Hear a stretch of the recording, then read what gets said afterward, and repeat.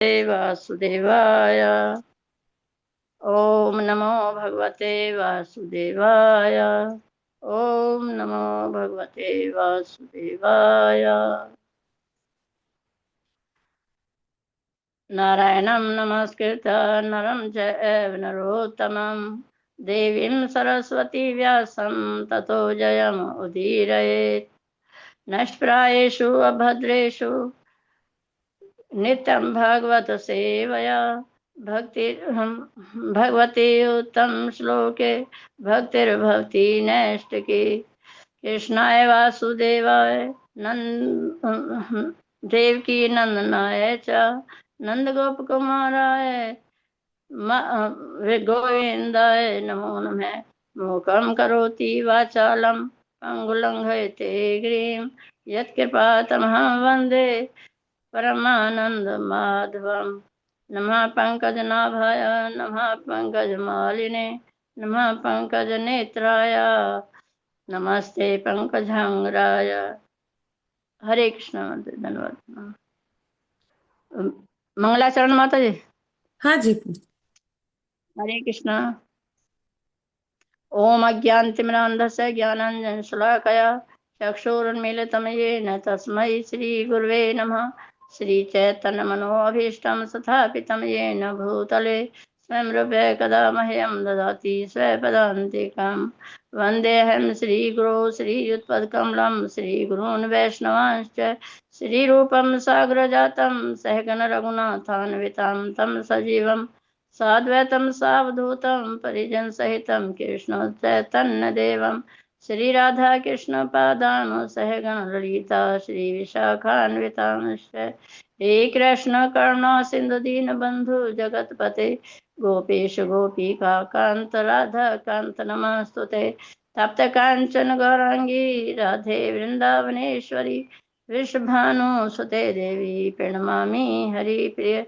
वाञ्छाकल्पतरुभ्यश्च कृपा सिन्धुभ्यः च पतितानां पावनेभ्यो वैष्णवेभ्यो नमो नमः।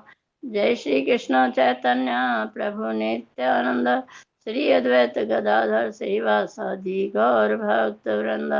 हरे कृष्ण कृष्ण कृष्ण हरे हरे हरे राम राम राम हरे हरे।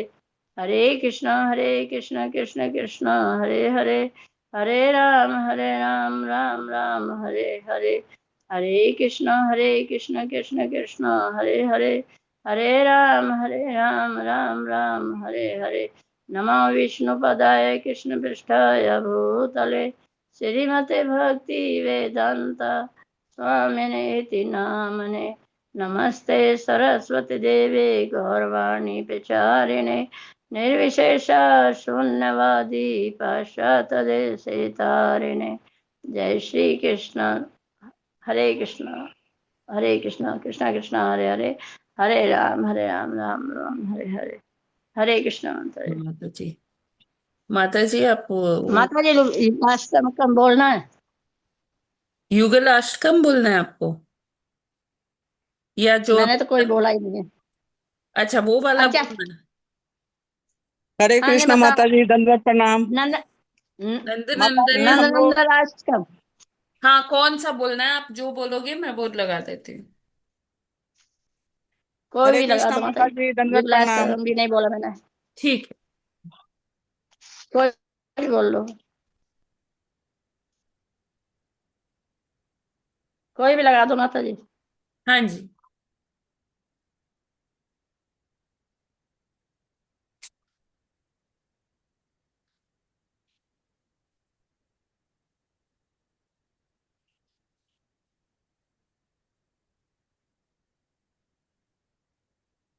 स्टार्ट कीजिए माता जी। श्री नंदनाष्टकम। सुचारुवक्त्रमण्डलं सुकर्णरत्नकुण्डलं सुचर्चिताङ्गचन्दनं नमामि नन्दनन्दनं। सदीर्घ सुदीर्घनेत्रपङ्कजं शिखिशिखण्डमूर्धजं अनन्तकोटिमहानं नमामि नन्दनन्दनम् सुनासिकाग्रमुक्तिकं स्वच्छदन्तपङ्कतिकं नवाम्बुदङ्गचिङ्कणं नमामि नन्दनन्दनम् करेण वेणुरन्वितं गतिकरेन्द्रगन्वितम् दुकूलपीतशोभनं नमामि नन्दनन्दनम् तेरे भंग देहे सुंदरम नखद्युतिः सुधाकरम् अमूलरत्नभूषणं नमामि नन्दनन्दनम् सुगन्ध अङ्गशोरभम् उरोविराजकौस्तुभम् स्फुरत् श्रीवत्सलाञ्छनं नमामि नन्दनन्दनम् वृन्दावनसुनगरं विलासनगरवाससं सुरेन्द्रगर्वमोचनं नमामि नन्दनन्दनम् श्रीनन्दनन्दनाष्टकं पठेद्यासदयान्वितः तरेद तरेद भवाबधिदुस्तरं लभेत दङ्गघ्रियुक्तकम् सुचारुवक्त्रमण्डलं सुकर्णरत्नकुण्डलं सुचर्चिताङ्गचन्दनं नमामि नन्दनन्दनम्। हरे कृष्ण माता जी, धन्यवाद प्रणाम। जी धन्यवाद माता जी। नारायणी देवी दासी माता जी, आपको बहुत बहुत धन्यवाद आज का जप और प्रार्थना करने के लिए, और नंद नंदन अष्टकम पढ़ने के लिए बहुत बहुत धन्यवाद माता जी। और सभी डिवोटीज का बहुत बहुत हार्दिक अभिनंदन है आज के इस पौने अयोध्या के प्रातःकालीन जप सत्र में। ये बोलना चाहती हूँ आज ना, हरे कृष्णा दंडवत प्रणाम। एक मिनट, आज ना नेटवर्क बहुत फ्लक्चुएट कर रहा है, बार बार मेरा ना जा रहा है, तो बीच में होगा तो प्लीज आप बेयर करिएगा। और देखते हैं कितनी देर तक चलता है, क्योंकि बहुत ज्यादा फ्लक्चुएशंस हो रही है। आज सुबह से ही ऐसे ही हो रहा है, आज मैसेज भी नहीं हो पाया था जल्दी। चलिए ठीक है, तो हरे कृष्णा माता जी, दंडवत हरे प्रणाम। कृष्णा माता जी, दंडवत हरे प्रणाम कृष्णा माता जी, दंडवत प्रणाम। सभी को। हरे कृष्णा माता जी, कृष्ण माता जी, दंडवत हरे प्रणाम। कृष्ण माता हरे जी कृष्णा दंडवत माता जी, प्रणाम। धन्यवाद दंडवत प्रणाम। प्रणाम माता जी। हरे हरे कृष्णा कृष्णा माता जी, माता आज जी, हम लोग चाइना आज पहुंचे हैं, भार्गव के दर्शन करने पिताजी जा का रहे हैं। जन्मदिन है। अच्छा अच्छा, हरि बोल हरि बोल। हरे हाँ, आज हरे दर्शन करेंगे। हाँ हाँ माता जी, प्रभुपाद कोट। हाँ, यस माता जी, प्रभुपाद कोट करते हैं। तो मंजू माता जी आज पहुंच गई हैं चाइना, और आज मानसरोवर का दर्शन करने वाली हैं। तो हम सभी मंजू माता जी के लिए प्रार्थना करते हैं, अच्छे अच्छे से दर्शन करें। हरे कृष्ण हरे हरे कृष्णा कृष्ण हरे हरे कृष्ण कृष्ण कृष्ण कृष्ण कृष्ण हरे हरे हरे राम राम, हरे हरे राम राम, राम राम हरे राम राम, हरे राम राम राम, राम हरे राम हरे। हरे हरे। हरे कृष्ण कृष्ण कृष्ण हरे हरे कृष्णा माता जी, फोटोग्राफ शेयर राम। कीजिएगा। हरे कृष्ण। यस माता जी। माता जी हमारी तरफ से भी माथा टेक देना।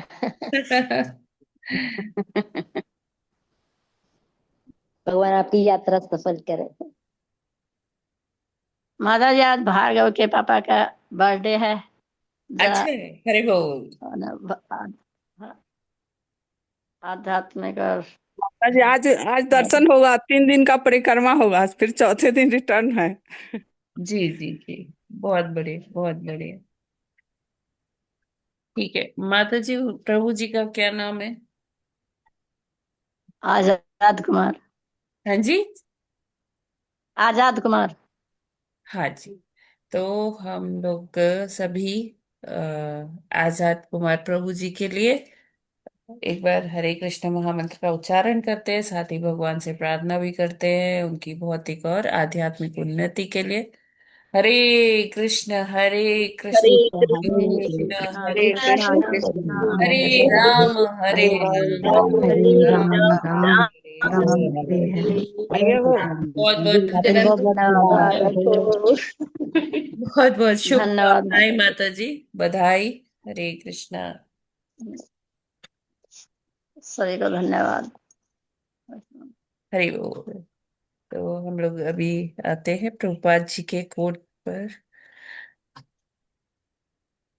प्रभुपाद जी कहते हैं 15 अगस्त को, चाहे आप कामुक हो, चाहे चोर, चाहे हत्यारे, अथवा चाहे कुछ भी, कि न किसी प्रकार आपको यह उत्कंठ, यह इच्छा विकसित करनी है कि मुझे श्री कृष्ण के दर्शन करने ही है, तब श्री कृष्ण दिखाई देंगे। लॉस एंजलिस, 15 अगस्त 1972। तो प्रभुपाद जी इस विषय में चर्चा कर रहे हैं गीता का प्रवचन के वक्त, कि चाहे आप कुछ भी कैसे भी हो, कुछ भी कर रहे हो, किसी चीज में इन्वॉल्व हो, लेकिन हमारा सबका जो एक कर्तव्य है, या ऐसा जो हमारी इच्छा है, उस इच्छा को हमें भगवान से जोड़ना होगा। चाहे जैसे भी हैं, हम अगर भगवान को देखने के लिए प्रयास करेंगे, इच्छा करेंगे, तो भगवान किसी न किसी तरह हमें जरूर ही दर्शन देंगे। और भगवान दर्शन दे, इस मतलब चाहे वो कैसे भी हमें दर्शन दे, उद्धार होना निश्चित है। जैसे कंस भी भगवान का क्या करता था, चिंतन करता था, है ना। वो सोचता था कि एक बार मुझे मिल जाए तो मैं उसका वध कर, तो उसने इच्छा तो किया ना। भगवान आए, भगवान ने अपना दर्शन भी दिया कंस को। चाहे भगवान ने वध किया, तो भगवान का वध करना या भगवान का प्रेम करना, वो एक जैसा ही है। ये हम सांसारिक लोगों के लिए है कि हम किसी से द्वेष करते हैं तो हम उसका बुरा चाहते हैं, हम किसी से प्रेम करते हैं तो हम उसका अच्छा चाहते हैं। ये राग द्वेष हमारे अंदर है, भगवान के अंदर नहीं है। भगवान सभी से प्रेम करते हैं। हाँ, लेकिन कई बार हमें देखने में लगता है कि भगवान जो है उसे घृणा कर रहे हैं, भगवान उसका वध कर रहे हैं। लेकिन वध करके भी क्या है, भगवान उसको अपने धाम की प्राप्ति करवाते हैं, या उच्चतर लोक की प्राप्ति करवाते हैं। पूतना पूतना तो भगवान को मारने आई थी ना, लेकिन भगवान ने उसे क्या किया, धात्री का एक वो पद दे दिया, है ना, माता मान लिया उसे, और उसको धाम पहुंचा दिया। तो पूतना के क्या क्वालिफिकेशन थी। पूतना तो भगवान को कालकूट विष देकर मारना चाहती थी, अपने स्तनों पर विष का लेप लगा के आई थी। और कि जब कृष्ण स्तनपान करेंगे तो वो जो कालकूट विष है वो पीकर उसका मंतव्य तो यही था कि वो कृष्ण को मार देगी। लेकिन भगवान ने क्या किया, भगवान ने वो विष भी ग्रहण किया, भगवान ने साथ में उसके प्राण भी ग्रहण कर लिए, प्राण भी ले लिए। और लेकिन उसको क्या किया, जैसे ही पूतना आई तो भगवान ने ना आंखें बंद कर ली। आंखें क्यों बंद की, कि भगवान बस ये देखते हैं कि भगवान के अंदर कोई राग द्वेष नहीं है, कोई घृणा नहीं है, वो सबसे प्रेम करते हैं। क्योंकि चाहे कोई कैसा भी हो, भगवान को ये पता है कि वो सब उन्हीं के अंश है, सब उन्हीं की संतानें हैं। चाहे कोई आसुरी प्रवृत्ति वाला हो, चाहे कोई दैवीय प्रवृत्ति वाला हो, चाहे कोई भक्त हो, कैसा भी हो, सब भगवान में बहुत करुणा है। और भगवान ने पूतना को देख के आंखें क्यों बंद कर ली? इसीलिए बंद कर ली कि वो अवगुण नहीं देखते, है ना। और उन्होंने क्या किया, जब उसके प्राण चूस लिए तो वो मर गई, लेकिन उसको धात्री का दर्जा देके उन्होंने अपने धाम भेज दिया, उसका उद्धार हो गया पूतना का। तो इसीलिए पूतना का वध नहीं कहा जाता, पूतना का उद्धार कहा जाता है। तो हम सभी जो भगवान की संतानें हैं, हम में अवगुण है ही। सब जो इस भौतिक जगत में आए हैं हम लोग, तो हम बद्ध आत्माएं हैं, कुछ ना कुछ अवगुण है हमारे अंदर। लेकिन भगवान फिर भी क्या करते हैं, वो गुण देखना चाहते देखते हैं, और कि कोई एक गुण मिल जाए और वो उद्धार करते हैं हमारा। तो भगवान चाहे वध करते हैं, चाहे प्रेम करते हैं, चाहे भगवान कैसे भी दर्शन दे, वो सभी के लिए उद्धार जनक ही। तो इसीलिए प्रभुपाद कहते हैं उत्कंठा करनी चाहिए, कि चाहे हम कुछ भी कैसे भी हम गलत काम कर रहे हो, सही काम कर रहे हो, कुछ भी, लेकिन भगवान को देखने की उत्कंठा करेंगे, ये इच्छा विकसित करेंगे, तो निश्चित ही कृष्ण का दर्शन प्राप्त होगा। हरे कृष्णा। जय श्री प्रभुपाद की जय। हरे कृष्ण माता जी। हम सब लोगों के अंदर जो भक्ति में है, ये उत्कंठा है कि भगवान का दर्शन करें। भक्ति में लगे हुए हैं तो भगवान एकदम किसी न किसी दिन दर्शन देंगे, क्योंकि वो गुण देखते हैं, अवगुण नहीं देखते हैं, राग द्वेष नहीं है। परंतु माता जी, तो उद्धार तो निश्चित है, हाँ, क्योंकि भगवान अवगुणों को नहीं देखते हैं, गुणों को देखते हैं, जैसा कंस और पूतना के कुछ।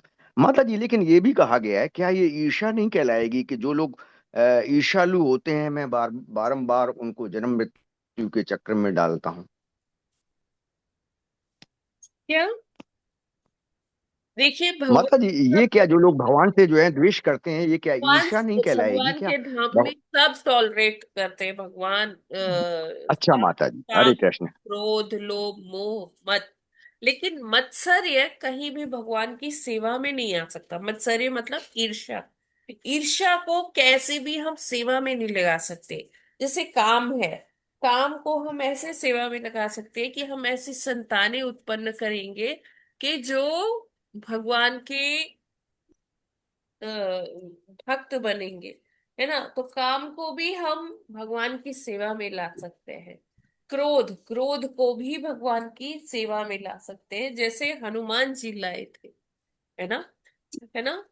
जैसे जब लंका गए थे तो भगवान की सेवा में उन्होंने अपना क्रोध वो बचा के रखा, और अंत में जब उनकी पूंछ में आग लगा दी गई, तो उन्होंने मतलब जब रावण ने अपशब्द बोले भगवान के प्रति, तो उन्होंने वही पूंछ की आग पूरी लंका में घूम घूम के लंका को जला दिया।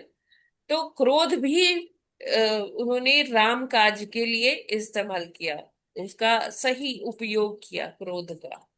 ठीक है। फिर काम, क्रोध, लोभ, लोभ का भी हम एक समय इस्तेमाल कर सकते हैं भगवान की सेवा के लिए। कि जैसे हमें लोभ हो जाए कि मुझे और ज्यादा माला करनी है, मुझे और ज्यादा ग्रंथ पढ़ने हैं, मुझे और ज्यादा सेवा करनी है, इस चीज का लोभ, मैं ये भी सेवा करूँ करना चाहती हूँ, मैं और भी सेवा करना चाहती हूँ जितनी मिल जाए।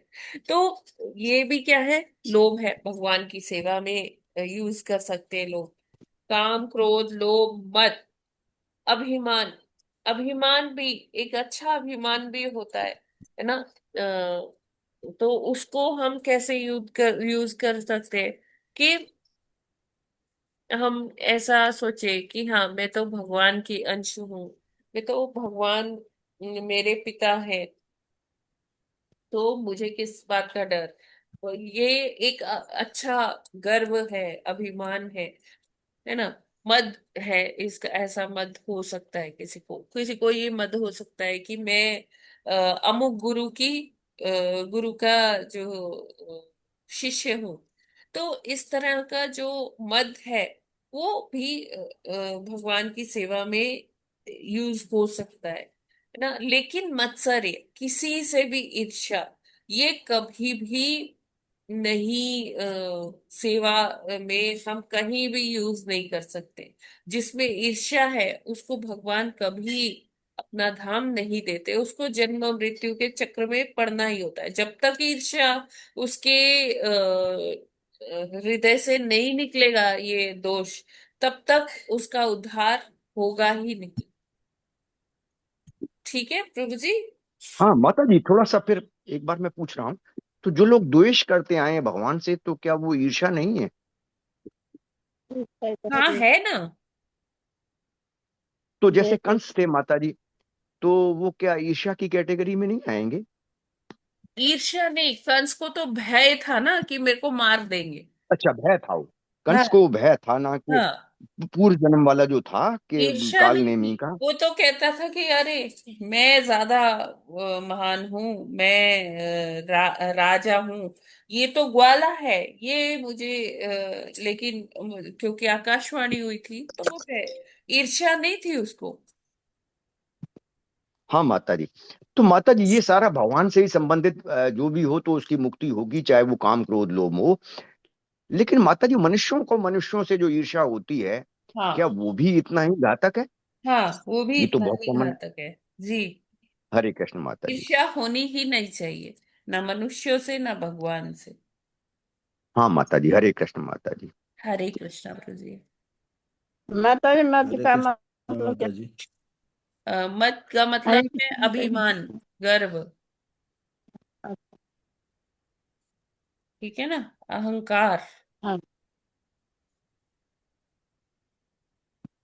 ठीक है, तो हम आगे बढ़ते हैं। कृष्णा हरे को कृष्ण माता जी।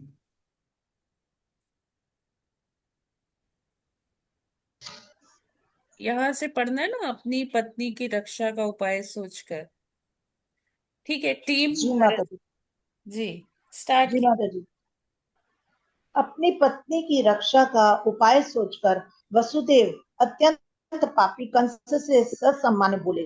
कभी कभी ऐसा होता है कि वसुदेव जैसे पुरुष को कंस जैसे परम पापी व्यक्ति की चाटुकारिता करनी पड़ती है।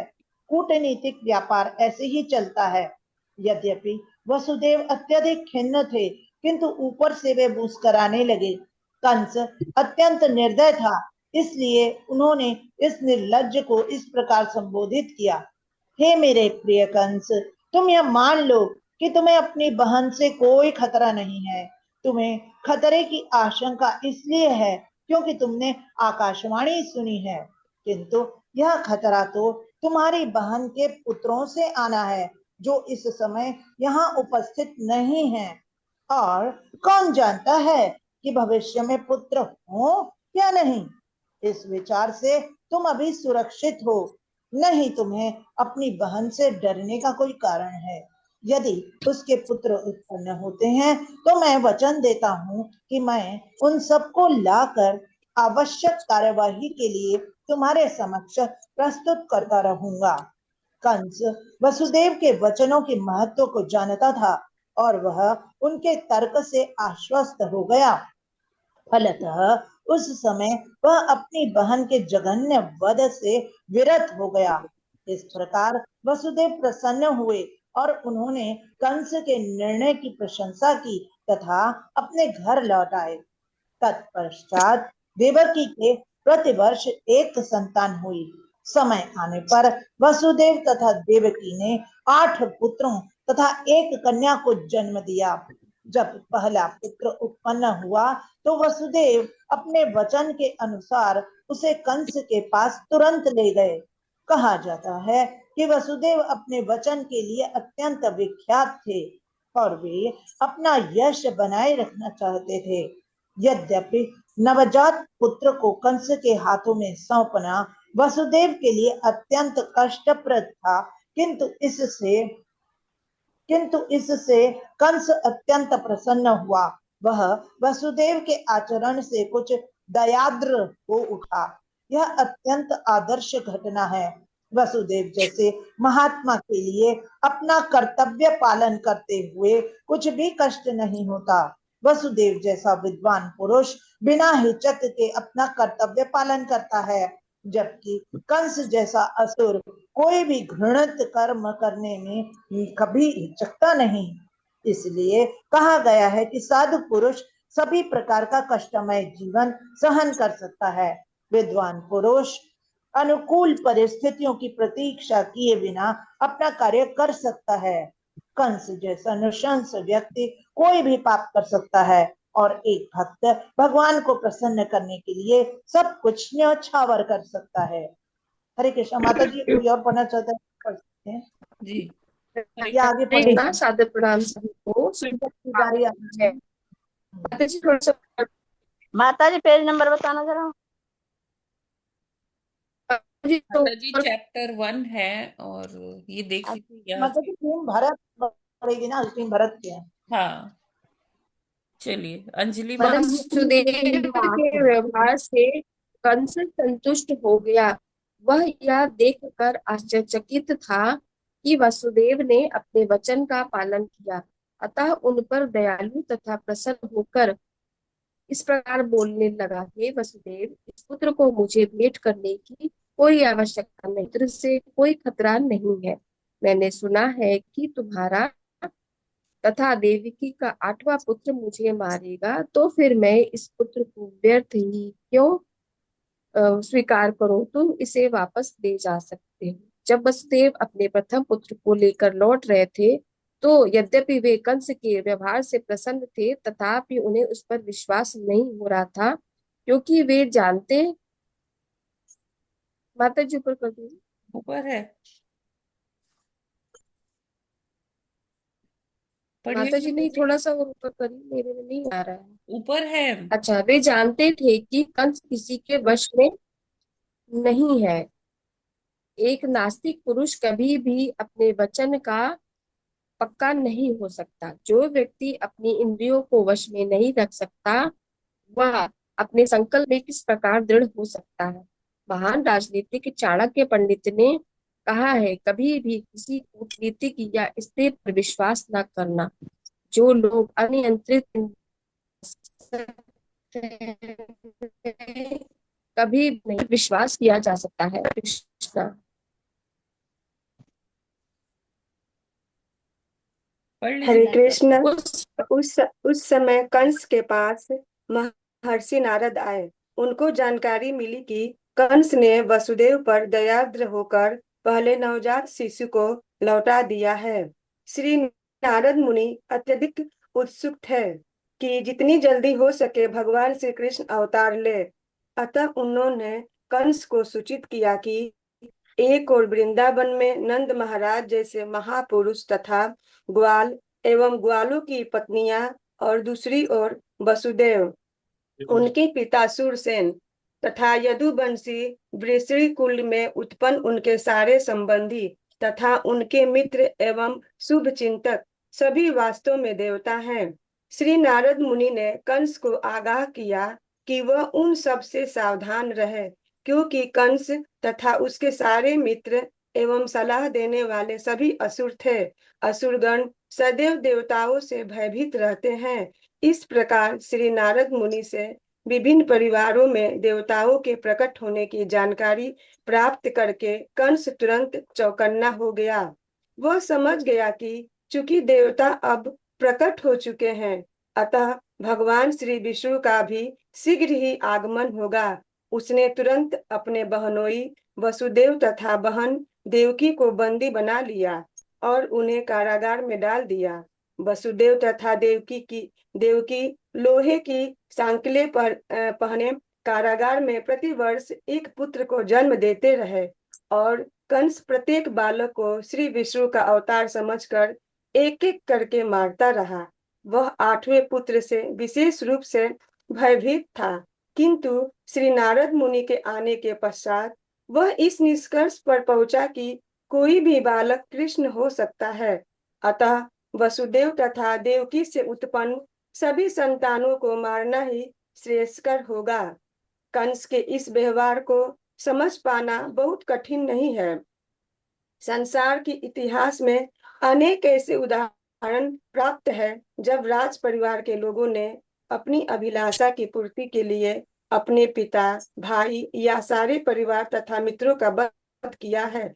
इसमें कुछ भी आश्चर्यजनक न था, क्योंकि आसुरी वृत्ति वाले राज परिवार के सभी लोग अपनी निंद्य अभिलाषाओं के लिए किसी का भी वध कर सकते हैं। श्री नारद मुनि की कृपा से कंस अपने पूर्व जन्म से अवगत हुआ। उसे पता चला कि वह पूर्व जन्म में कालनेमी नामक असुर था, जिसका वध श्री विष्णु द्वारा हुआ था। उसने भोज परिवार में जन्म लेकर यह निश्चय किया था कि वह यदु वंश का घोर शत्रु बनेगा। चूंकि श्री कृष्ण उसी परिवार में जन्म लेने जा रहे थे, अतः कंस अत्यंत भयभीत था कि वह पूर्व जन्म की ही भांति श्री कृष्ण के हाथों मारा जाएगा। सर्वप्रथम उसने अपने पिता उग्रसेन को बंदी बना लिया, क्योंकि वह यदु, भोज तथा अंधक वंशों का प्रमुख राजा था। उसने वसुदेव के पिता सूरसेन के राज्य पर भी अधिकार जमा लिया और अपने आप को इन समस्त देशों का राजा घोषित कर दिया। इस प्रकार लीला पुरुषोत्तम भगवान श्री कृष्ण के अंतर्गत भगवान श्री कृष्ण का अवतरण नामक प्रथम अध्याय के भक्ति वेदांत तात्पर्य पूर्ण हुए। हरि बोल, हरे कृष्णा। हरे कृष्णा। धन्यवाद माता जी। ठीक है, नेक्स्ट। हरे कृष्ण माता जी। जी मैं पढ़ूं? हाँ माता जी। देवताओं द्वारा गर्भस्थ भगवान श्री कृष्ण की स्तुति। राजा कंस ने न केवल यदु, भोज तथा अंधक वंशों के राज्यों तथा शूरसेन के राज्य को अपने अधिकार में कर लिया, अपितु उसने अन्य सभी आसुरी राजाओं से मैत्री भी स्थापित की। उनके नाम हैं प्रलंब, बक, चारुण, तृणावर्त, अघासुर, मुष्टिक, अरिष्ट, द्विविध, पूतना, केशी तथा धैनुक। उस समय जरासंध मगध प्रांत, आजकल बिहार राज्य का राजा था। इस तरह कूटनीति से कंस ने जरासंध के संरक्षण में उस समय का सबसे शक्तिशाली राज्य सुगठित कर लिया। उसने बाणासुर तथा भौमासुर जैसे राजाओं से भी मैत्री स्थापित कर ली, जब तक कि वह सर्वाधिक प्रबल नहीं बन गया। फिर वह यदुवंश के प्रति, जिसमें भगवान श्री कृष्ण को जन्म लेना था, अत्यधिक शत्रुता बरतने लगा। कंस के द्वारा सताए जाने के कारण यदु, भोज तथा अंधक राजा विविध राज्यों यथा कुरु, पंचाल, केकय, शाल्व, विदर्भ, निषद, विदेह तथा कौशल राज्य की शरण में जाने लगे। कंस ने यदु राज्य तथा उसी के साथ भोज तथा अंधक राज्यों की एकता को ध्वस्त कर दिया। उसने उस समय भारतवर्ष नाम से विख्यात विशाल भूभाग में अपनी स्थिति सबसे सुदृढ़ कर ली। जब कंस ने एक एक करके देवकी तथा वसुदेव के 6 शिशुओं का वध कर रहा था, तब कंस के अनेक मित्र तथा परिजन उसके पास पहुंचे और उन्होंने प्रार्थना की कि वह इस जघन्य कर्म को त्याग दे। किंतु बाद में वे सब कंस के प्रशंसक बन गए। जब देवकी 7वीं बार गर्भवती हुई तो उनके गर्भ में अनंत नामक श्री कृष्ण का पूर्ण अंश प्रकट हुआ। देवकी हर्ष तथा विषाद से अभिभूत थीं। वे हर्षित थी क्योंकि उन्हें पता था कि उनके गर्भ में भगवान श्री विष्णु ने आश्रय लिया है, किंतु साथ ही वे खिन्न थीं कि शिशु के उत्पन्न होते ही कंस का उसका वध कर देगा। उस समय भगवान श्री कृष्ण ने कंस के द्वारा किए गए अत्याचारों से यदुओं की भयभीत स्थिति पर दयालु होकर अपनी अंतरंगी शक्ति योग माया को प्रकट होने का आदेश दिया। भगवान श्री कृष्ण संपूर्ण ब्रह्मांड के स्वामी हैं, किंतु यदुवंश के वे हरि बोल। विशेष रूप से धन्यवाद माता जी। स्वामी हैं। यस, नेक्स्ट कौन माता जी? मैं पढ़ लूँ माता? हरे कृष्णा। जी योग माया भगवान की प्रमुख शक्ति है। वेदों में कहा गया है कि श्री भगवान की अनेक शक्तियां हैं। पराशय शक्ति, विविध विविधैव श्रूयते। ये विभिन्न शक्तियां बाहर तथा भीतर से कार्य कर रही है और योग माया समस्त शक्तियों में प्रमुख है। उन्होंने आदेश दिया कि योग माया ब्रज भूमि वृंदावन में अवतरित हो जो सदैव सुंदर गौओं से पूरित तथा सुशोभित रहता है। वसुदेव की एक पत्नी रोहिणी वृंदावन में राजा नंद तथा रानी यशोदा के घर में निवास कर रही थी। कंस के अत्याचारों से भयभीत होकर न केवल रोहिणी अपितु अन्य अनेक यदुवंशी सारे देश में बिखर चुके थे। कुछ तो पर्वतों के गुफाओं में रह रहे थे। अतः भगवान कृष्ण योग माया से इस प्रकार बोले, देवकी तथा वासुदेव कंस के कारागार में बंदी हैं और इस समय मेरा पूर्ण अंश शेष देवकी के गर्भ में है। तुम शेष की देवकी के गर्भ से रोहिणी के गर्भ में स्थानांतरित कर सकती हो। इस व्यवस्था के बाद मैं अपनी समस्त शक्तियों के सहित स्वयं देवकी के गर्भ में अवतरित होने जा रहा हूँ। फिर मैं देवकी तथा वासुदेव के पुत्र के रूप में प्रकट होऊंगा। तब तुम वृंदावन में नंद यशोदा की पुत्री के रूप में प्रकट होना।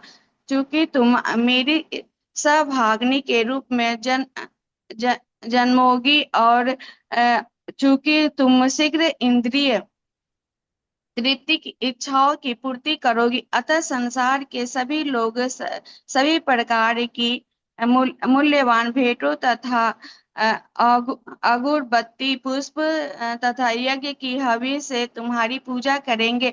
जिन लोगों को भौतिकता से प्रेम है वे तुम्हारे अंश के विभिन्न रूपों में जो दुर्गा देवताओं द्वारा गर्भस्थ भगवान कृष्ण की स्तुति भद्रकाली, विजया, वैश्वी, कुमुदा, चंडिका, कृष्ण माधवी, कन्यका, माया, नारायणी, ईशानी, शारदा तथा अंबिका नाम से अभिहित होंगे। तुम्हारी पूजा करेंगे। कृष्ण तथा योग माया भाई तथा बहन परम शक्तिमान तथा परम शक्ति के रूप में प्रकट हुए। यद्यपि शक्तिमान तथा शक्ति में कोई स्पष्ट अंतर नहीं है, तथापि शक्ति सदैव ही शक्तिमान के अधीन रहती है।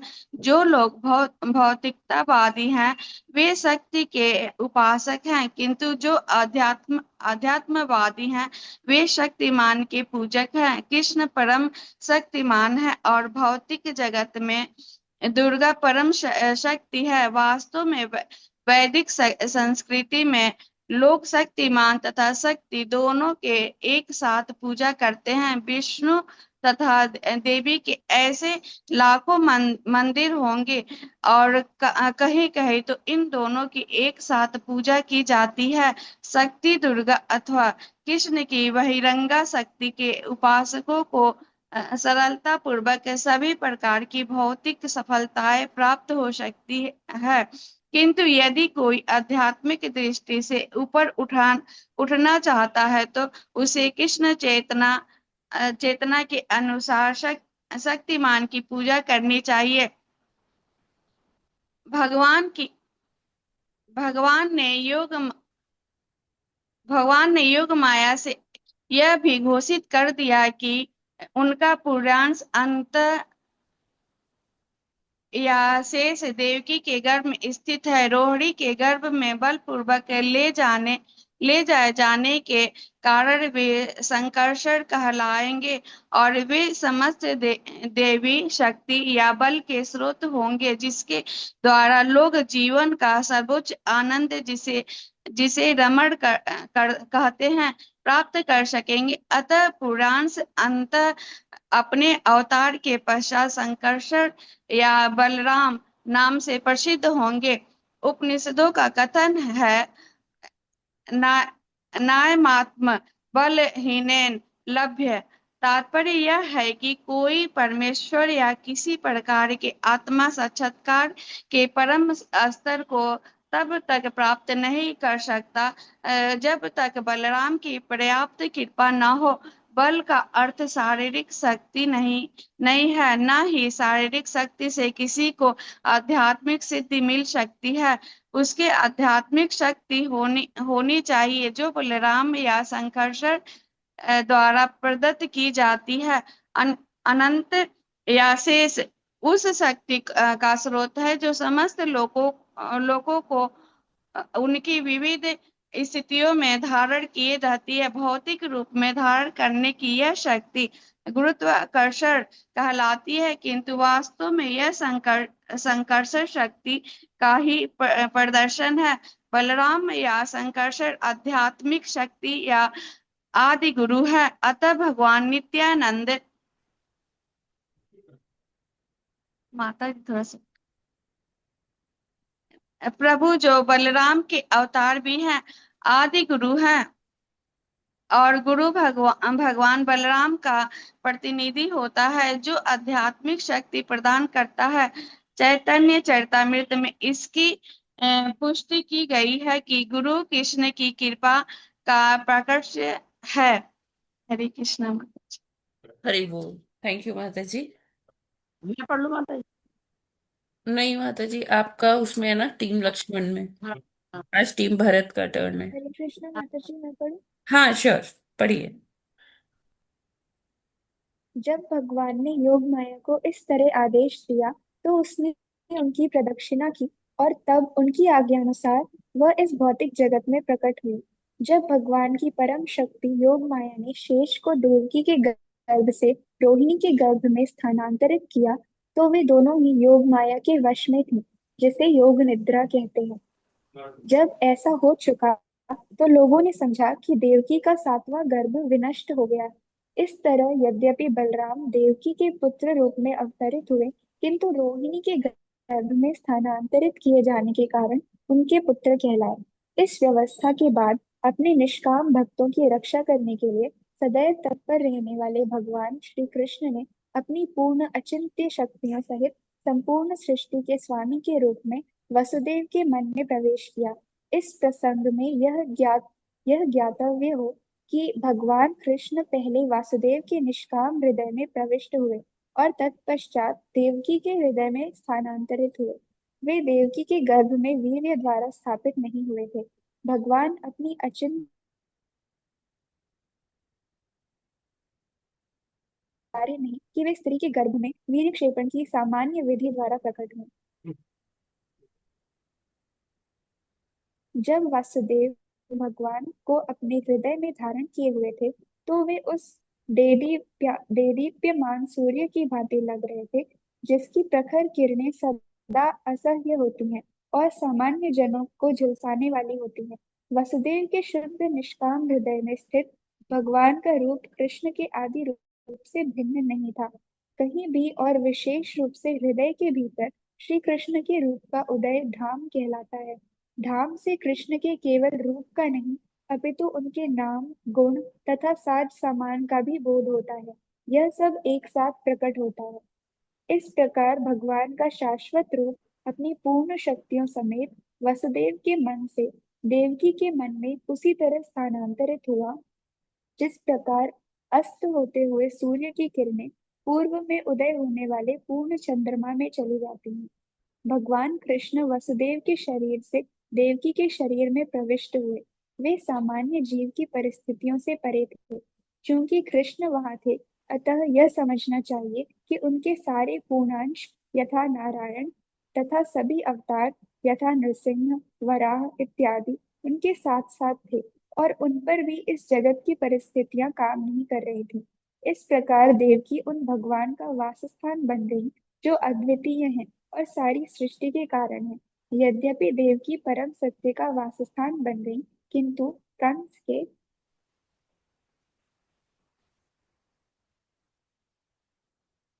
घर के भीतर रहने के कारण वे शमित अग्नि यह दुरुपयुक्त विद्या की भांति दिखाई पड़ती थी। जब अग्नि किसी पात्र में रखी जाती है या किसी बंद घड़े में रखी जाती है, तो अग्नि की प्रकाशमान किरणें नहीं दिखती। इसी प्रकार से वह दुरुपयुक्त ज्ञान, जिससे सामान्य जनता को लाभ नहीं पहुंचता, प्रशंसित नहीं होता। इसी प्रकार देवकी कंस के महल के कारागार की दीवालों के भीतर रखी गई थी, जिससे कोई भी उनके उस दिव्य सौंदर्य को देख नहीं सकता था, जो उनके गर्भ में भगवान के आने से उत्पन्न हुआ था। किंतु कंस ने अपनी बहन के इस दिव्य सौंदर्य को देखा और वह तुरंत इस निष्कर्ष पर पहुंचा कि भगवान ने उसके गर्भ में शरण ले ली है। इसके पहले वह इतनी अधिक सुंदर कभी नहीं लगी थी। वह स्पष्ट रूप से समझ गया कि देवकी के गर्भ में कोई कुतूहलपूर्ण वस्तु अवश्य है। अतः कंस विचलित हो गया। उसे विश्वास था कि भविष्य में उसका वध करने वाले भगवान का आगमन हो चुका है। कंस सोचने लगा, अब देवकी का क्या किया जाए। उसके गर्भ में निश्चित रूप से विष्णु या कृष्ण है। अतः यह निश्चित है कि कृष्ण देवताओं का उद्देश्य पूरा करने के लिए आ गए हैं। यदि मैं तुरंत देवकी का वध कर भी दूं, तो उनका उद्देश्य विफल नहीं हो सकता। कंस भली भांति जानता था कि विष्णु के उद्देश्य को कोई विफल नहीं कर सकता। कोई भी बुद्धिमान पुरुष जान सकता है कि भगवान के नियमों का अतिक्रमण नहीं किया जा सकता। सारे असुर चाहे कितने ही विघ्न क्यों न डालें, भगवान का उद्देश्य पूरा होकर रहेगा। कंस ने सोचा, यदि इस समय मैं देवकी को मारता हूँ, तो विष्णु अपनी परम इच्छा का अधिक तीव्रता से लागू करेंगे। देवकी का इस समय मरना सबसे घृणित कार्य होगा। भले कोई कितनी ही विषम परिस्थितियों में क्यों ना हो, किंतु वह अपनी ख्याति नष्ट करना नहीं चाहता। यदि इस समय मैं देवकी को मारता हूँ, तो मेरी ख्याति नष्ट हो जाएगी। आखिर देवकी एक अबला है और वह मेरी शरण में है। वह गर्भवती है और यदि मैं उसे मारता हूँ, तो मेरी ख्याति, मेरे जीवन भर के पुण्यों का फल तथा मेरे जीवन की अवधि समाप्त हो जाएंगी। उसने आगे भी विचार किया, जो व्यक्ति अत्यधिक क्रूर होता है, वह हाँ, इसी ओके। जीवन काल में मृत श्रुति तुल्य रहता श्रुति है।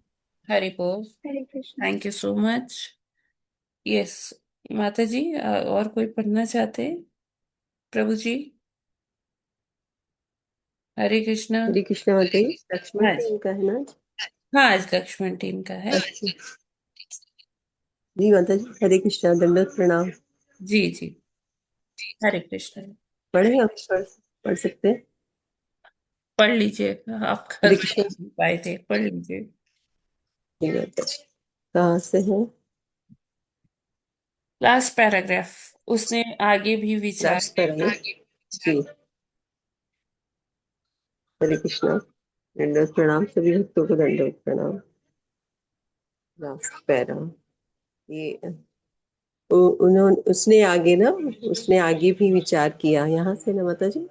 हाँ पढ़िए जी। जी, उसने आगे भी विचार किया, जो व्यक्ति अत्यधिक उसने आगे भी विचार किया, जो व्यक्ति अत्यधिक क्रूर होता है, वह इसी जीवन काल में मृत तुल्य रहता है। क्रूर पुरुष अपने जीवन काल में किसी को प्रिय नहीं होता। आवाज आ रही है ना माता जी? हाँ हाँ बोलिए। आवाज आ रही है? माता जी आप पढ़िए, नहीं आएगी नहीं तो होता बोलूंगी जी। जी माता जी। हाँ, होता और उसके मृत्यु के बाद लोग उसे कोसते हैं। अपनी देश देहात्म बुद्धि के कारण मनुष्य का पतन होता है और नरक के गहनतम भाग में धकेल दिया जाता है। कंस ने उस समय देवकी के वध के पक्ष और विपक्ष पर इस प्रकार से विचार किया। अंत में कंस ने देवकी को तुरंत न मारकर अपरिहार्य भविष्य की प्रतीक्षा करने का निर्णय लिया, किंतु उसका मन भगवान के प्रति शत्रुता से भर गया। वह धैर्यपूर्वक शिशु जन्म की प्रतीक्षा करने लगा, जिससे वह उसका वध कर सके, जैसा कि उसने देवकी के अन्य बालकों के साथ किया था। इस प्रकार भगवान के प्रति शत्रुता के सागर में निमग्न वह बैठते, सोते, चलते, फिरते, खाते, काम करते, जीवन की सभी अवस्थाओं में कृष्ण अथवा विष्णु के ही विषय में सोचने लगा। उसका मन भगवान के विचार में इतना लीन हो गया कि उसे अपने चारों ओर विष्णु या कृष्ण ही दिखते। दुर्भाग्यवश यद्यपि उसका मन विष्णु के विचार में इतना लीन था, तथापि वह भक्त नहीं माना जाता, क्योंकि वह कृष्ण को शत्रु के रूप में सोचता था। महान भक्त के मन की दशा भी ऐसी ही होती है कि वह सदैव कृष्ण में लीन रहता है, किंतु भक्त भगवान के अनुकूल सोचता है, प्रतिकूल नहीं। कृष्ण के अनुकूल सोचना कृष्ण भक्ति है, किंतु कृष्ण के विपरीत सोचना कृष्ण भक्ति नहीं है। हरे कृष्णा। आगे पढ़ सकती हूँ माता जी? हरे कृष्णा। जी पढ़ लीजिए पढ़ लीजिए। आगे पढ़ो। जी पढ़ लीजिए। उस समय ब्रह्म तथा शिव जी नारद जैसे ऋषियों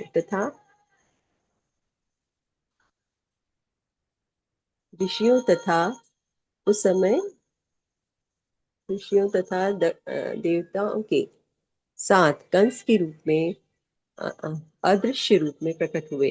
वे भक्तों को अत्यंत प्रिय एवं उनकी कामनाओं को पूर्ण करने वाले चुनी हुई स्थितियों से भगवान की प्रार्थना करने लगे। उसके पहले शब्दों द्वारा यह घोषणा होती थी कि भगवान अपने प्रण के सच्चे होते हैं, जैसा कि भगवत गीता में कहा गया है। श्री कृष्ण इस भौतिक जगत में पवित्र आत्माओं की रक्षा करने तथा दुष्टों का विनाश करने के लिए अवतरित होते हैं। यही उनका प्रण है। देवता जान गए थे कि अपने प्रण को पूरा करने के लिए उन्होंने देवकी के गर्भ में वास किया है। देवता परम प्रसन्न थे कि भगवान अत्यंत अपना उद्देश्य पूरा करने के लिए प्रकट हो रहे हैं, अतः उन्होंने उसे सत्यम परम कहा, सत्यम परम कहकर संबोधित किया। हरे कृष्ण। धन्यवाद माता जी। प्रत्येक व्यक्ति सत्य की खोज में लगा धन्यवाद है, माता जी। यही जीवन की हरे कृष्णा। रीति है। हरे दूसरा कृष्णा। जी माता जी, ठीक है। जी हाँ जी माता, हरे कृष्णा। थैंक यू माता जी जी। ये हाँ, धन्यवाद और माता कोई जी। माता जी पढ़ना चाहते हैं? धन्यवाद, प्रणाम सभी भक्तों को, धन्यवाद प्रणाम। प्रणाम माता जी। ना हरे मैं पढ़ कृष्णा लूँ जी। माता जी? हरे कृष्णा माता जी, मैं पढ़ लूँ? पढ़ लीजिए माता जी पढ़ लीजिए। ठीक। प्रत्येक व्यक्ति सत्य की खोज में लगा है, यही जीवन की दार्शनिक रीति है। देवतागण जानकारी देते हैं कि परम सत्य कृष्ण ही है। जो पूर्णतः कृष्ण भावना भावित हो जाता है, वह परम सत्य को प्राप्त कर सकता है। कृष्ण ही परम सत्य है। शाश्वत काल की 3 अवस्था में सत्य है, सापेक्ष सत्य नहीं। काल, भूत, वर्तमान तथा भविष्य में विभाजित है। भौतिक जगत में प्रत्येक वस्तु कर्म काल द्वारा भूत, वर्तमान तथा भविष्य के द्वारा नियंत्रित हो रही है, किंतु सृष्टि के पूर्व कृष्ण विद्यमान थे। सृष्टि के हो जाने पर प्रत्येक वस्तु कृष्ण पर आश्रित है, और जब यह सृष्टि समाप्त होगी तो कृष्ण बचे रहेंगे। अतः वे सभी परिस्थितियों में परम सत्य हैं। यदि भौतिक जगत में सत्य है तो यह परम सत्य से उद्भूत है। यदि इस भौतिक जगत में कहीं वैभव है तो इसके स्रोत कृष्ण ही हैं। यदि संसार कुछ में ख्याति है तो कृष्ण ही उसके कारण है। यदि संसार में कोई बल शक्ति है तो इस शक्ति के कारण कृष्ण है। यदि संसार में कोई ज्ञान तथा शिक्षा है तो उसके कारण स्वरूप कृष्ण है। इस तरह कृष्ण सारे सत्यों के स्रोत हैं। यह भौतिक जगत 5 प्रमुख तत्वों पृथ्वी, जल, अग्नि, वायु तथा आकाश से बना हुआ है, और ये सारे तत्व कृष्ण से ही उद्भूत हैं। भौतिक विज्ञानी इन 5 मूल तत्वों को भौतिक सृष्टि का कारण मानते हैं, किंतु ये सारे तत्व अपनी स्थूल तथा सूक्ष्म अवस्थाओं में कृष्ण द्वारा ही उत्पन्न है। इस भौतिक जगत में कार्यरत समस्त जीव भी उनकी तटस्थ शक्ति के प्रतिफल हैं। भगवत गीता के 7वें अध्याय में स्पष्ट कहा गया है कि यह सारा संसार कृष्ण की परा तथा अपरा नामक दो प्रकार की शक्तियों का संयोग है। जीवात्माएं भगवान की पराशक्ति है और निर्जीव भौतिक तत्व अपरा शक्ति है। सुप्तावस्था में प्रत्येक वस्तु कृष्ण में समाहित रहती है। धन्यवाद माता जी। देवतागण धन्यवाद माता जी। हरे कृष्णा। यस, टीम भारत में से और कोई पढ़ना चाहता है? अर्चना माता जी, आप पढ़ना चाहती हैं?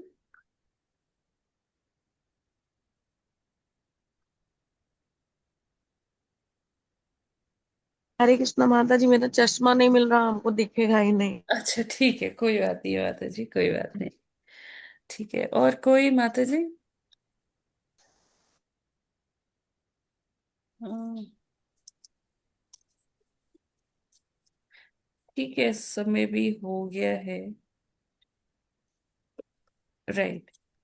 तो मैं ये कहना चाहती हूँ, जैसे हमने दो टीम्स का बनाया ना, टीम भरत और टीम लक्ष्मण, तो प्लीज जिसका जिस टीम में है उसी में पढ़िए। उसको ऐसे नहीं करते, फिर कोई मतलब नहीं रह जाएगा बनाने का ना, दो टीम्स। फिर भारत वाले कल लक्ष्मण वाली टीम में पढ़ेंगे, तो ऐसे मत किया कीजिए। ठीक है, मेरे को ऐसे मना करते हुए अच्छा नहीं लगता कि नहीं नहीं माता जी आप मत पढ़ो। लेकिन आप खुद ही सोच लीजिए, जब दो टीम्स बनी है तो जब टर्न है तभी आप पढ़ा करिए, है ना? ठीक है ठीक है। हाँ जी। नहीं तो फिर कोई मतलब माता जी, जी जी प्रभु जी। नहीं मैम, कल मैं कौन सी पेज पैराग्राफ से होगा माता जी? को रिलेट नहीं हो पाया आज। में पढ़ ये रही पेज ये 15। यहाँ से देवतागण भौतिक प्राकट्य के विश्लेषण अध्ययन द्वारा भगवान के परम रूप की सादर प्रार्थना करते रहे। कौन कौन सा पेज है माता जी? 15 है? अब पेज नहीं पता प्रभु जी, मैं तो अभी ये हूँ। पीडीएफ ही देख रही हूँ। अच्छा अच्छा, आप देख ठीक है लीजिए। माता जी। हरे कृष्णा माता जी, सादर प्रणाम। प्रणाम माता जी। माता जी, एक छोटी सी प्रश्न हाँ था। हाँ श्योर। माता जी, यहाँ पे ना आज कर रहे हैं, हाँ हम तो कल करेंगे, है ना हाँ माता जी? हाँ तो माता जी, क्या हम आज अन्न फिर ले सकते हैं?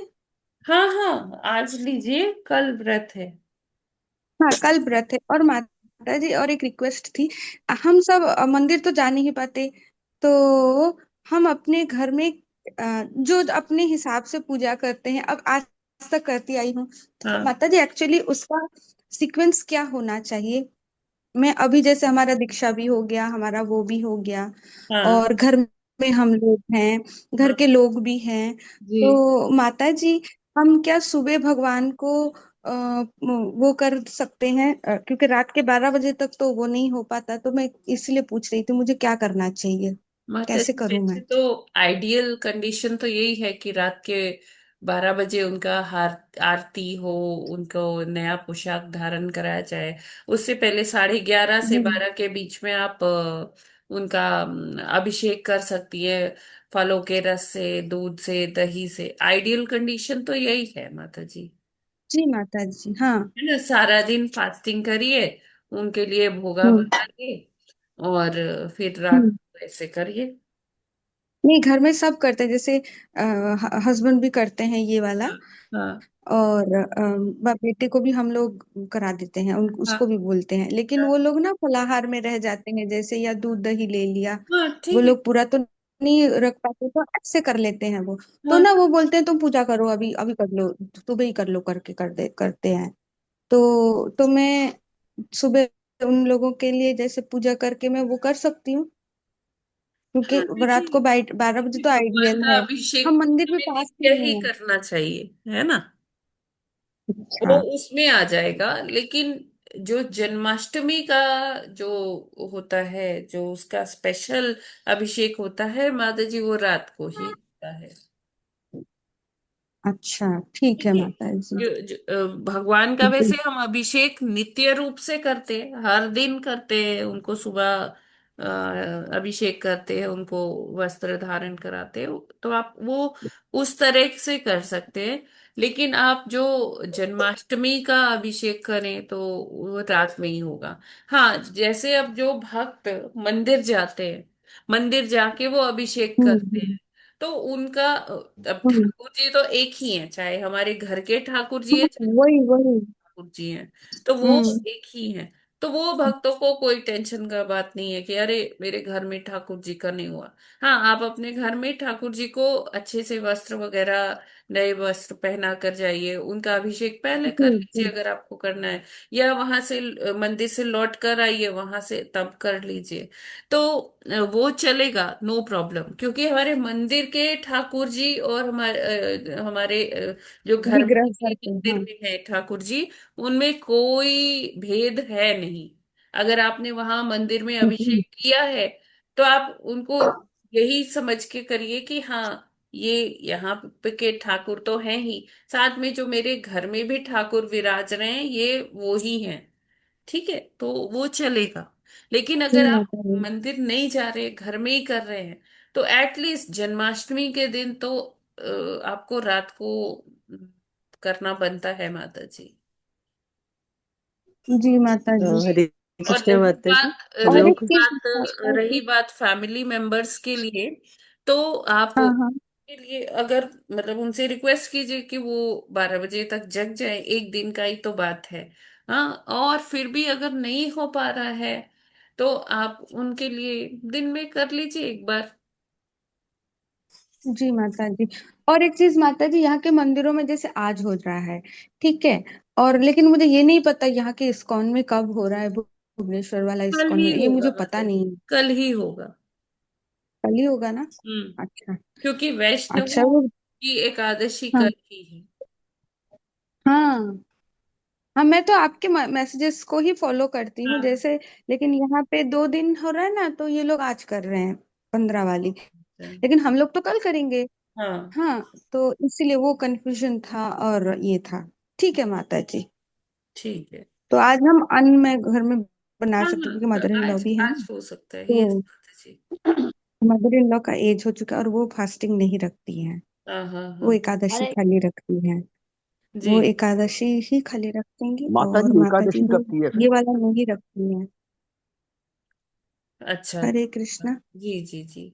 हाँ, तो इसीलिए मैंने आपसे पूछा। हाँ हाँ हाँ। तो मैं उन लोगों के लिए तो मुझे बनाना पड़ेगा ना माता जी, उनके लिए स्पेशली, मदर इन लॉ के लिए। वो हाँ, एकादशी करती हैं, लेकिन माता जी जन्माष्टमी नहीं करती। ओके, ठीक है, कोई बात ठीक है नहीं। ना, इसीलिए इसीलिए पूछा मैंने माता जी। हाँ हरे कृष्णा। ठीक है, हरी बोल। हरे कृष्णा माता जी। हाँ हाँ। माता जी, फरीदाबाद स्कूल में तो दिन में भी करते हैं, जन्माष्टमी वाले दिन अभिषेक, और फिर रात को दोबारा करते हाँ, तो वही तो कह रही हूँ, रात को तो करना ही करना है, दिन में भी कर सकते हैं,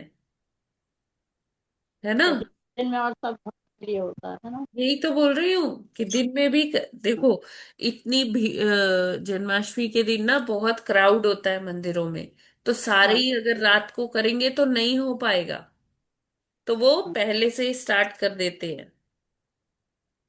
ठीक है ना माता हाँ, जी। दिन में। तो दिन में कर सकते हैं, लेकिन रात में तो करना ही करना है ना जन्माष्टमी का। हाँ, रात। हाँ ठीक है माता जी।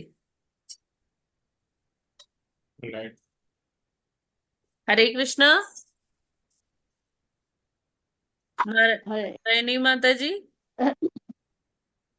ठीक हाँ है जी ना। माता जी। हाँ, जी जी। ये और जब सभी अभिषेक करते हैं तो दिन में कर जी लेते हैं जी। भक्त को, और फिर रोहिणी माता जी, आप शाम। कुछ कह रही थी। हरे कृष्णा। रोहिणी देवीदासी माता जी। अच्छा, मेरा माइक बंद था। हाँ, हरे कृष्णा माता जी। हाँ जी माता जी। दंडवत प्रणाम। हाँ, हम ये कह रहे थे कि हमें भी अपना ग्वालियर स्कॉन में कहा है कि आपको घर पे कराए शाम को, बल्कि बालकनी यहाँ ले आए, यहाँ करें, और रात को यहीं रुकना है सबको 12 बजे तक। अभी हाँ हाँ, वो पूरे दिन संकीर्तन चलेगा, जाप जी चलेगा बहुत। जी जी। अब तो कोई और कहा है कि आप सब यहीं रुकेंगे यस 12 बजे। माता, वो तो सबके लिए व्यवस्था अंडरस्टूड। की है इन्होंने, जी प्रभु बिल्कुल जी ने बिल्कुल, हमारे। वो अंडरस्टूड। बहुत अच्छा, वो एक ही दिन तो होता है जो हाँ जी हम मंदिर में बहुत अच्छे से मना बिल्कुल, सकते हैं। यस हरे माता। कृष्णा, हरे दंडवत प्रणाम। कृष्ण। हरे कृष्णा, सभी भक्तों को जन्माष्टमी के प्रणाम, पंचांग यस, प्रणाम। डॉक्टर जगतियानी प्रभु जी, आप कुछ कह रहे थे? माता जी थोड़ा शायद कंफ्यूजन था। एकादशी तो कब, कौन सी तारीख की है फिर? कल की है। अच्छा, दोनों ही एक कल है फिर। अच्छा अच्छा।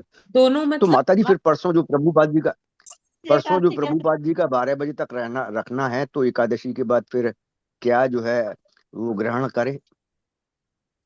देखिए कल क्या होगा, कल वैसे जो आइडियल कंडीशन है वो निर्जला व्रत होता है। ठीक है, और रात में 12 बजे जब भगवान का अभिषेक करने के बाद वो अन्न प्रसादम नहीं लेते हैं, वो वाला एकादशी प्रसाद लेते हैं। ठीक है, जैसे चरणामृत ले लिया और साबूदाना या सिंघाड़ा हरे की। कृष्णा माता जी, माता जी दंडवत प्रणाम। एक बार मैं बोल लूं, फिर आप अपना दूसरा हरे कृष्णा। प्रभु जी का प्रश्न का उत्तर दे दूं, फिर आप बोलिएगा। तो वो लेकर, क्योंकि अगले दिन प्रभुपाद जी का रहता है, तो हम लोग फिर जो नंद उत्सव, हरे कृष्णा माता जी, दंडवत प्रणाम। जो प्रभुपाद जी का ना अगले दिन होगा, जन्माष्टमी के अगले दिन होता है, तो हम उस दिन फिर प्रभुपाद जी का अभिषेक करके फिर 12 बजे अन्न प्रसाद अगले दिन लेते हैं प्रभु जी। हरे कृष्णा, दंडवत प्रणाम। माता जी एक हरे कृष्ण मिनट माता रुक जी, आज्ञा जाइए। समझ। नित्या यशोदा देवी दासी माता जी, प्रभु जी के प्रश्नों का उत्तर दे दूं, फिर आप बोलिएगा। मुझे आवाज नहीं आ रही माता जी। माता जी उनको आवाज नहीं जा रही, इसीलिए बीच में बोल रही है। ठीक है डॉक्टर जगतियानी प्रभु जी। ठीक, हाँ हाँ माता जी, रात में मतलब अन्न प्रसादम नहीं लेना है, फ्रूट वगैरह ही लेना है, और अगले दिन से हाँ, शुरू हो और अगर जाएगी 12 बजे तक। ये जन्माष्टमी में निर्जला व्रत नहीं हो पा रहा है तो कोई प्रॉब्लम नहीं है, एकादशी प्रसाद ही ग्रहण कर सकते हैं। ठीक है, जरूरी हरे कृष्ण नहीं कि माता जी, सभी हाँ माता। निर्जला व्रत करें, अपने अपने स्वास्थ्य के हिसाब से करना है। तो ठीक। माता जी एकादशी प्रसादम में तो फिर सुबह अन्न ही ग्रहण करना होता है, तो फिर डिफरेंट हो गया ना इससे। प्रभु जी, अन्न प्रसादम तो होता है। ये हाँ एकादशी नहीं है ना। मैंने कहा कि हम क्या खा सकते हैं, वो खा सकते हैं जो एकादशी में खाते हैं। ठीक है, हाँ सुबह माता जी। ग्रहण हम 12 बजे के बाद करेंगे, जब प्रभुपाद जी का अभिषेक हो जाएगा। तिथि एकादशी नहीं है ना प्रभु जी। अच्छा, एकादशी नहीं है। हाँ, एकादशी नहीं है, ठीक एकादशी है तो माता बाद जी। में आएगी प्रभु जी। हाँ माता जी, ये ठीक है, अब ठीक है। अष्टमी है ना, हरे कृष्ण माता जी। जन्माष्टमी हाँ अगले नहीं है, दिन नहीं। नवमी होगी ना। हाँ माता जी, ठीक है, समझ गए हम। वो यस गलत हो गया। यस हरे कृष्ण माता जी, यस। क्लियर हो गया। नित्या यशोदा देवी दासी माता जी बोलिए। हरे कृष्णा।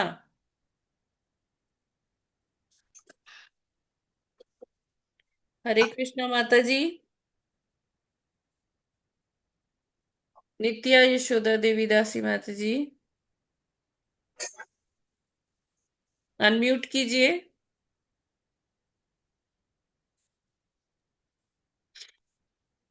ठीक है, उनको आवाज नहीं आ रही, मैं उनको अभी कॉल कर लूंगी। ठीक है, तो फिर हम लोग आज यहीं पर विराम करते हैं। और किसी का कोई प्रश्न है क्या? Okay, thank you so much. Gita Purushottam Krishna भगवान की जय। जगत गुरु श्रील प्रभुपाद की जय। आचार्य जय हरिदास ठाकुर की जय। अनंत कोटि जय वैष्णव भक्त वृंद की जय। वाञ्छा जय कल्पतरुभ्यश्च कृपा सिन्धुभ्य एव च पतितानां पावनेभ्यो वैष्णवेभ्यो नमो नमः। हरे कृष्णा, सभी को प्रणाम। और इसी हरे तरह कृष्ण माता जी, सादर प्रणाम। हरे बुक कृष्णा का माता दंडवत प्रणाम। सभी हरे भक्तों को करते हैं। प्रणाम। हरे कृष्णा। कृष्णा माता जी सबको दंडवत प्रणाम। हरे कृष्णा माता जी, दंडवत प्रणाम सभी को। माता जी दंडवत प्रणाम। हरे कृष्णा।